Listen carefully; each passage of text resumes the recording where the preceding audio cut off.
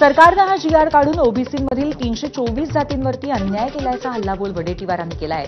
तर तेलंगणा सरकारने ओबीसी समाजाला 42% आरक्षण दिलंय।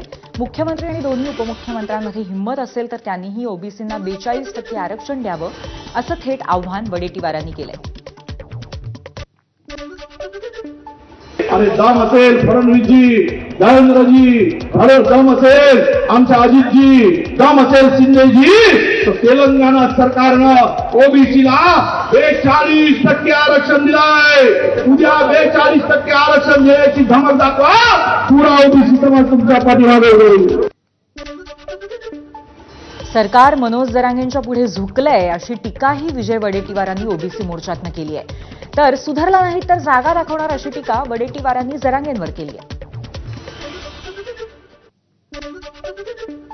बाप तुम्ही करणार आणि भोट आम्ही दुसऱ्याकडे कसं दाखवायचं?